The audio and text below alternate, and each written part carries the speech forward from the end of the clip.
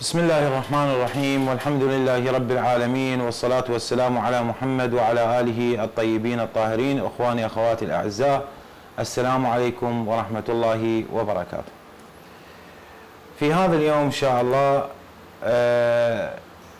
نريد أن نناقش مقولة اشتهرت بين السلفية، وهي مقولة أن معاوية بن أبي سفيان هو درع الصحابة وهو باب الصحابة، وإن من يفتح باب النقاش في معاوية فإنه سوف يفتح باب الطعن بالصحابة رضوان الله تعالى عليهم. طيب، إذا كان معاوية نفسه هو من يطعن بالصحابة، وهو من يسب الصحابة، وهو من يأمر بسب الصحابة، وهو من يقر من يسب الصحابة، بل أكثر من ذلك يرى بنفسه أنه هو الأولى بالخلافة من جميع الصحابة، من جميع الصحابة على الإطلاق، يرى أنه أولى بالخلافة منهم، بل أن من ينازعه من الصحابة الذين هم أولى بالخلافة فهو يعني يستطيع أن يسفك دمه. بل أكثر من ذلك، فلنصدم السلفية أن معاوية يعني وصل به التجرؤ إلى أن يسب الله تبارك وتعالى ويسب النبي صلى الله عليه وآله وسلم، يسب النبي ويتجرأ على الله سبحانه وتعالى. بل أكثر من ذلك، ليس فقط سب الصحابة، حتى أمهات المؤمنين كان يشتهر، وبإقرار من معاوية كانت تسب أم المؤمنين عائشة رضوان الله تعالى عليها. الآن نريد أن نستعرض المصادر أمامكم وننتظر الجواب والترقيعات من ما يسمى بكبار علماء السلفية، وهذه إن شاء الله معلومة للعوام البسطاء الطيبين من إخواننا من أهلنا من أهل السنة، حتى يصححوا عقيدتهم بالولاء والبراء. نبدأ في المصدر الأول، وهو من صحيح مسلم في كتاب ذكر فضائل أصحاب النبي، الحديث رقم 2483، يقول عن عامر بن سعد ابن أبي وقاص عن أبيه قال: أمر معاوية ابن أبي سفيان سعدا. بأي شيء أمره؟ أين المأمور به؟ واضح من سياق الكلام. أمر معاوية ابن أبي سفيان سعدا فقال: ما منعك أن تسب أبا التراب؟ يقول لسعد: ما منعك أن تسب أبا التراب؟ أمر معاوية بسب علي وامتناع سعد عن السب. هنا معاوية يرسل إلى سعد ويقول له: سب أبا التراب، وسعد بن أبي وقاص رضي الله عنه يمتنع عن السب. يقول في صحيح مسلم طبعا في هذا الحديث، قال: أمر معاوية ابن أبي سفيان سعدا فقال: ما منعك أن تسب أبا التراب؟ فقال: أما ما ذكرت ثلاثا قالهن له رسول الله صلى الله عليه وآله وسلم فلن أسبه. ثلاث أشياء قالها له رسول الله فلن أسبه، لأن تكون لي واحدة منهن أحب إلي من حمر النعم. سمعت رسول الله صلى الله عليه وآله وسلم يقول له، خلفه في بعض مغازيه، فقال له علي: يا رسول الله خلفتني مع النساء والصبيان؟ فقال له رسول الله صلى الله عليه وآله وسلم: أما ترضى أن تكون مني بمنزلة هارون من موسى؟ إلا أنه لا نبوة بعدي. وسمعته يقول يوم خيبر: لو أعطين الراية رجلا يحب الله ورسوله ويحبه الله ورسوله. قال: فتطاولنا لها، فقال: ادعوا لي عليا. فأتي به أرمد فبسق في عينه ودفع الراية إليه، ففتح الله عليه. ولما نزلت هذه الآية: فقل تعالوا ندعو أبناءنا وأبناءكم، دعا رسول الله صلى الله عليه وآله وسلم عليا وفاطمة وحسنا وحسينا، فقال: اللهم هؤلاء أهلي، اللهم هؤلاء أهلي. أهلي أيضا ضعوها بين قوسين.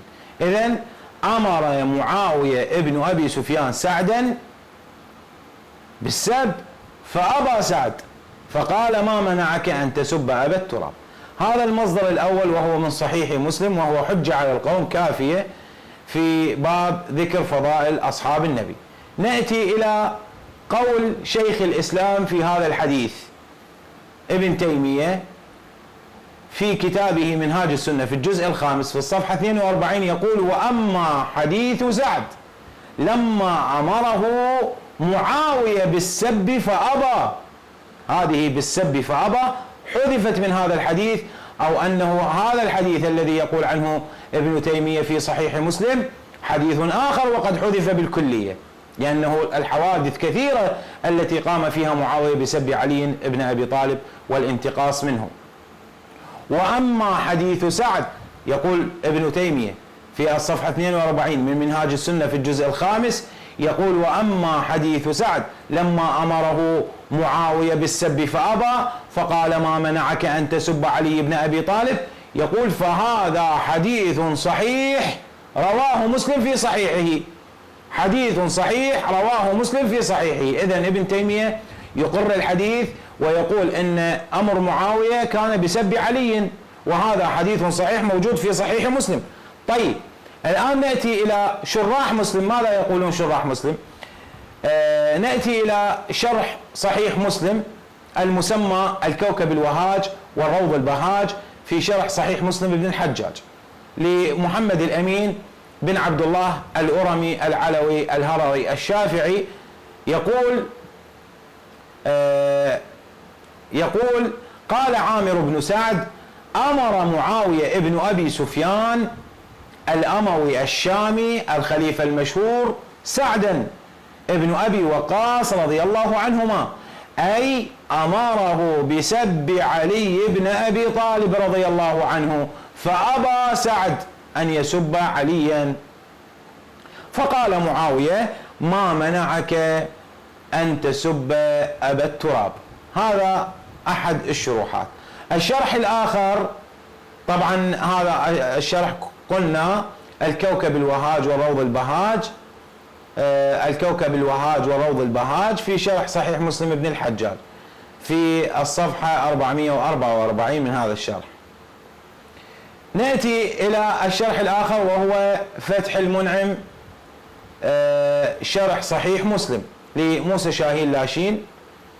يقول أيضا يشرح هذه العبارة في الصفحة 332، يقول: أمر معاوية ابن أبي سفيان سعدا، المأمور به محذوف لصيانة اللسان عنه، والتقدير أمره بسب علي رضي الله عنه، وكان سعدا قد اعتزل الفتنة حرب علي مع خصومه، ولعله اشتهر عنه الدفاع عن علي، اشتهر عنه في مناسبات كثيرة كان معاوية ينتقص من علي ويسب علي بن أبي طالب وهو خليفة المسلمين، وكان رد سعد بن أبي وقاص هو الدفاع عن علي وعن فضائل علي بن أبي طالب عليه السلام. فقال: ما منعك أن تسب أبا التراب؟ يقول هذه الجملة معطوف على محذوف، والتقدير أمر معاوية سعدا أن يسب عليا فامتنع، فقال له: ما منعك. أما النووي، هذا يحتجون بعض السلفية السذج يحتجون بأحاديث النووي الذي يخرجونه من الدين أساسا لأنه صوفي، يخرجونه من الإسلام، يكفرون الصوفية والأشاعرة، وعندما يحتاجون قول لأشعري أو يحتاجون قول لصوفي أو لشيعي يأتون به مؤيدا ودليلا على ادعائهم. يحاول النووي تبرئة معاوية من هذا السوء بجمل معتمدة على تأويل، والسلفية لا يقولون بالتأويل، ولعله وكأنه، لا يوجد غير لعله وكأنه وتأويل. يقول النووي: قال العلماء: الأحاديث الواردة التي في ظاهرها دخل على صحابي يجب تأويلها. قالوا: ولا يقع في روايات الثقات إلا ما يمكن تأويله، فقول معاوية هذا ليس فيه تصريح بأنه أمر سعد بسبه، وإنما سأله عن السبب المانع له، وإنما سأله عن السبب المانع له من السب، كأنه يقول هل امتنعت تورعا أو خوفا أو غير ذلك، فإن كان تورعا وإجلالا له عن السب فأنت مصيب محسن.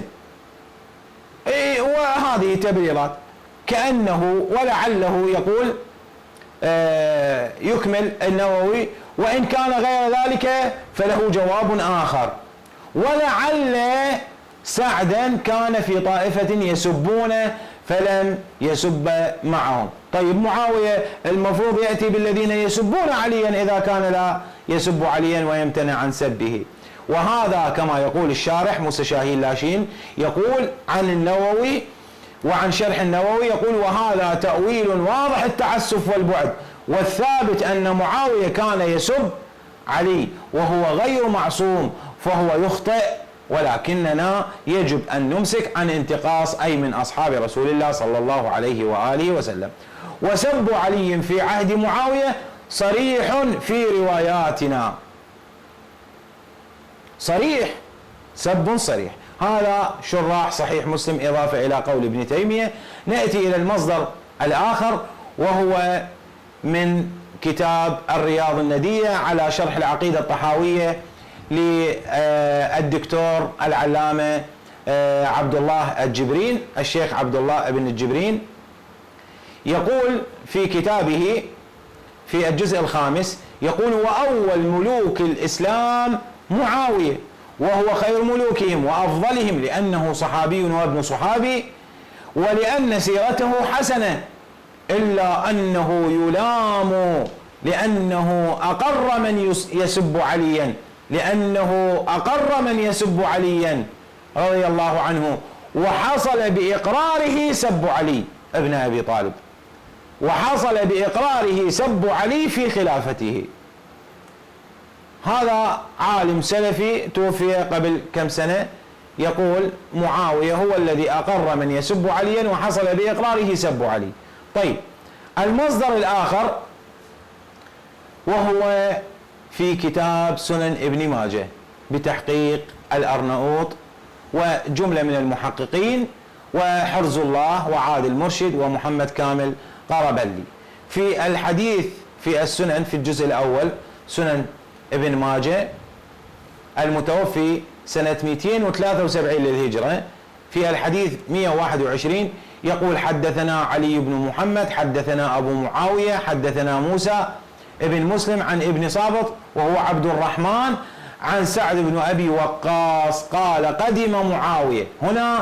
هناك معاوية يرسل إلى سعد، هنا المبادر معاوية قدم في بعض حجاته في أيام الحج، في الحج الأكبر، في موسم التلبية لله تبارك وتعالى، في موسم التوحيد لله تبارك وتعالى. ماذا يفعل معاوية؟ يقول قدم معاوية في بعض حجاته فدخل عليه سعد فذكروا عليا مبادر معاوية، فذكروا عليا فنال منه. وهنا أيضا فغضب سعد وقال تقول هذا لرجل سمعت رسول الله يقول من كنت مولاه فعلي مولاه. طيب هذا الحديث في سنن ابن ماجه يقول في الهامش الشارح الأرناؤوط يقول حديث صحيح وهذا سند رجاله ثقات، حديث صحيح وهذا سند رجاله ثقات. طيب في صحيح سنن ابن ماجه لمحمد ناصر الدين الألباني أيضا يقول هذا حديث صحيح، يقول قدم معاوية في بعض حجاته يذكر الحديث في سنن ابن ماجه يقول وهذا حديث صحيح، وفي الهامش يقول فنال منه أي نال معاوية من علي وتكلم فيه. طيب لا نريد أن نطيل، المصادر إن شاء الله سنجعلها في التعليقات تحت الموضوع باقي المصادر الأخرى، لكن نريد أن نشير إلى باقي مفاصل هذه المحاضرة، وهو أن معاوية كان ينتقص من جميع الصحابة وكان يرى نفسه أنه أفضل من الصحابة، وكان معاوية وفي زمنه يقر سب أم المؤمنين عائشة رضي الله عنها. نأتي إلى الموضوع الثاني الذي قلنا أن معاوية كان ينتقص من جميع الصحابة، والدليل صادم وهو من صحيح البخاري. يقول في الحديث الطبعة السلطانية من كتاب البخاري رقم الحديث 4108، يقول عن ابن عمر ابن الخطاب عبد الله بن عمر رضي الله عنهما قال: دخلت على حفصة ونسوتها تنطف، أو ونوساتها تنطف أي تقطر ماء، شعرها أو يقطر ماء. قلت: قد كان من أمر الناس ما ترين، فلم يجعل لي من الأمر شيء. فقالت: الحق بهم، الحق فإنهم ينتظرونك، وأخشى أن يكون في احتباسك عنهم فرقة. فلم تدعه حتى ذهب. فلما تفرق الناس خطب معاوية. ماذا قال معاوية وفي المسجد عبد الله بن عمر الآن الراوي، وعبد الرحمن بن أبي بكر، وأولاد عثمان، والحسن بن علي؟ ماذا قال معاوية في خطبته؟ قال: من كان يريد أن يتكلم في هذا الأمر فليطلع لنا قرنه، فلنحن أحق به منه ومن أبيه. فلنحن أحق به منه ومن أبيه، أحق بالأمر منه ومن أبيه، من عبد الله بن عمر ومن عمر، من عبد الرحمن بن أبي بكر ومن أبي بكر، من أولاد عثمان ومن عثمان، ومن الحسن ومن علي بن أبي طالب، ومن جميع الصحابة. يكمل الحديث. قال حبيب ابن مسلمة: فهل لا أجبته؟ يقول لعبد الله بن عمر، الرجال يقصدك ويقصد الباقين من أولاد الصحابة الخلفاء. جاوب على معاوية بن عمر أنه يقصدك. قال حبيب بن مسلمة: فهل لا أجبته؟ قال عبد الله: فحللت حبوتي وهممت أن أقول: أحق بهذا الأمر منك من قاتلك وأباك على الإسلام. أحق بهذا الأمر منك من قاتلك وأباك على الإسلام. يعني ابن عمر يقول كل من قاتل معاوية وأبو سفيان على الإسلام هو أحق بالأمر من معاوية. كل واحد خرج مع رسول الله في بدر الكبرى هو أحق من معاوية، حتى النساء أحق من معاوية، حتى الطباخين في جيش رسول الله أحق من معاوية، حتى العبيد والخدم الذين كانوا في جيش رسول الله هم أحق من معاوية بالأمر. هذا كلام ابن عمر في صحيح البخاري. يقول: قال عبد الله: فحللت حبوتي وهممت أن أقول: أحق بهذا الأمر منك من قاتلك وأباك على الإسلام. من قاتله وأباه على الإسلام: علي، عمر، أبي بكر، عثمان، باقي الصحابة، جميع الصحابة هم أولى من معاوية بالأمر. يقول: فخشيت أن أقول كلمة تفرق بين الجمع وتسفك الدم ويحمل علي غير ذلك، فذكرت ما عد الله في الجنان. يعني معاوية لا يخشى أن يسفك دماء الصحابة أو أولاد الصحابة. واضح أخوان الأعزاء؟ إذن أين المقولة؟ مقولة درع الصحابة وباب الصحابة. أي درع هذا وأي باب هذا إذا كان الباب وكان درع الصحابة هو من يسب الصحابة ويشتم الصحابة ويتجاوز على الصحابة؟ فأي باب وأي درع هذا؟ بقي موضوع أنه كان يتناول السيدة عائشة ويسب السيدة عائشة، سنأتي به في الحلقة القادمة إن شاء الله تعالى حتى لا نطيل عليكم. والسلام عليكم ورحمة الله وبركاته. حياكم الله وبياكم أخواني أخواتي الأفاضل.